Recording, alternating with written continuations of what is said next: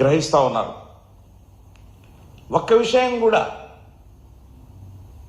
మరి ఆనాడు ఎన్నికల సమయంలో ఇచ్చినటువంటి మేనిఫెస్టోలో విషయాలు కానీ, సభలలో ఇచ్చినటువంటి హామీలు కానీ ఏ ఒక్కటి కూడా పొందుపరచకపోవడం అనేది ఉద్యోగ వర్గాన్ని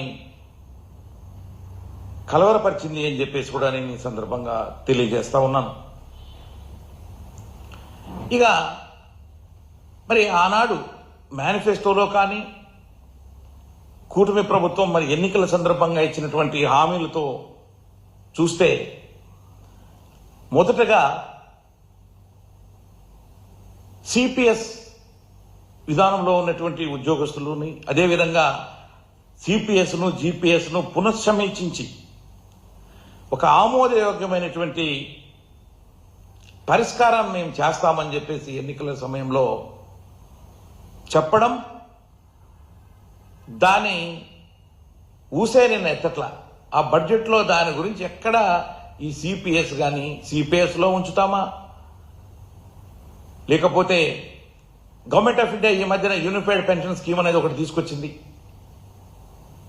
మరి దాంట్లో ఉంచుతారా, లేకపోతే సిపిఎస్ను రద్దు చేసి ఓల్డ్ పెన్షన్ స్కీమ్లోకి దాదాపుగా ఈ రోజున రాష్ట్రంలో 3 లక్షల పైగా ఈ యొక్క సిపిఎస్ స్కీమ్లో ఉన్నటువంటి ఉద్యోగస్తులందరూ కూడా బడ్జెట్ వస్తుంది, ఈరోజు మా గురించి ఏదో చెబుతారు అని ఎదురు చూసి నిన్నంతా కూడా నిరుత్సాహానికి గురైనటువంటి సంఘటన.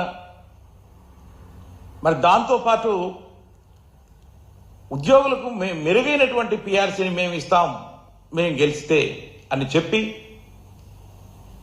ఎన్నికల సమయంలో మరి వాగ్దానాలు చేసి మేనిఫెస్టోలో చెప్పి ఉద్యోగులను మభ్యపెట్టి ఓట్లు వేయించుకొని గెలిచిన తర్వాత అసలు ఆ పిఆర్సీ గురించి 9 నెలలు గడిచిపోయింది. ఇప్పటికీ 9 నెలలు అయినా కూడా పే రివిజన్ కమిషన్ని అపాయింట్ చేయాల. అపాయింట్ చేస్తే దాని గురించి మరి బడ్జెట్లో ఏమన్నా పెట్టారా అంటే బడ్జెట్లో పెడతారు, పిఆర్సీ మనకు వస్తుంది అని ఎదురు చూస్తున్నటువంటి ఉద్యోగ వర్గం అంతా కూడా విస్మయానికి గురయ్యారు. నిన్న చూస్తూ ఉంటే ఎక్కడా కూడా ఆ పిఆర్సీ అనే మాట ఎత్తలేదు. అంటే మీరు పిఆర్సీని అపాయింట్ చేస్తారా, లేకపోతే అసలు చెయ్యరా, పిఆర్సీ ఇస్తారా? మరి ఎన్నికల సమయంలో మీరు చెప్పినటువంటి మేనిఫెస్టోలో విషయంలో ఏమైనాయి అని చెప్పేసి కూడా ఈ రోజున ఉద్యోగులంతా కూడా ప్రశ్నిస్తున్నారు అని చెప్పేసి కూడా నేను ఈ సందర్భంగా తెలియజేస్తున్నా. ఆ యొక్క బడ్జెట్లో దీని ప్రస్తావన లేకపోవడం అనేది మమ్మల్ని చాలా బాధించింది అని చెప్పేసి కూడా నేను ఈ సందర్భంగా తెలియజేస్తా ఉన్నాను. అదేవిధంగా మధ్యంతర భృతి, ప్రభుత్వం వచ్చిన వెంటనే మేము మధ్యంతర భృతిని ఇస్తామని చెప్పి చెప్పారు, దాని ఊసే లేదు. దానికి సంబంధించి కూడా బడ్జెట్లో ఎక్కడ కూడా ఈ యొక్క మధ్యంతర భృతి ఉద్యోగస్తులకు సంబంధించి అసలు ఉద్యోగస్తులకు సంబంధించి ఏ విషయమో మెన్షన్ చేయలేదు. చాలా మంది చూశారు పిఆర్సీకి సంబంధించి ఐఆర్ గురించి దాంట్లో పెడతారు, బడ్జెట్లో పెడితే మనకు ఖచ్చితంగా ఈ ఫైనాన్షియల్ ఇయర్లో మనకు వస్తుంది అనేటువంటి విషయంలో ఎక్కడా కూడా దాన్ని చేయాల. ఇంతకు ముందు ఉన్నటువంటి ప్రభుత్వం వైఎస్ జగన్మోహన్ రెడ్డి గారి ప్రభుత్వం ఆ రోజున మేము వస్తే ఐఆర్ 27% ఇస్తాము అని చెప్పిన తర్వాత ప్రభుత్వం వచ్చిన వెంటనే మన నెల లోపలనే దాన్ని 27% ఇచ్చినటువంటి ఘనత ఆ రోజు మరి జగన్మోహన్ రెడ్డి గారికి దక్కింది. అదే ఈ రోజు ఉన్నటువంటి కూటమి ప్రభుత్వం ఇచ్చినటువంటి హామీ మరి వచ్చిన వెంటనే ఇస్తాము ఐఆర్ అని చెప్పిన తర్వాత ఇంతవరకు దాన్ని ఊసే ఎత్తకుండా ఏమి చేయకుండా బడ్జెట్లో పెట్టకపోవడం అనేది చాలా బాధాకరం అని చెప్పేసి కూడా నేను ఈ సందర్భంగా తెలియజేస్తా ఉన్నాను. అదేవిధంగా మేము 1వ తారీఖునే శాలరీస్ పెన్షన్స్ ఇస్తాం ఉద్యోగస్తులకి, పెన్షనర్స్కి అని చెప్పడం.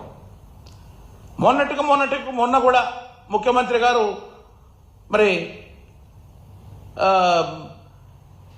శాసనసభలో మాట్లాడుతూ చెప్పారు, ఉద్యోగస్తులందరికీ మేము వచ్చిన తర్వాత 1వ తారీఖున శాలరీస్ టెన్షన్గా ఇస్తున్నాము అని చెప్పేసి.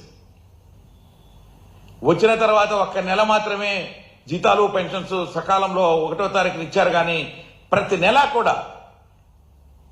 కూడా మిగతా 8 నెలలు అంతా కూడా 6-7 తారీఖులు అవుతా ఉన్నాయి శాలరీస్ కానీ పెన్షన్స్ కూడా. ఈ నెలలో కూడా ఈరోజు 1వ తారీఖున ఇంతవరకు కూడా ఉద్యోగస్తులకి పెన్షనర్స్కి పెన్షన్ కానీ అదేవిధంగా శాలరీ కానీ పడలేదు.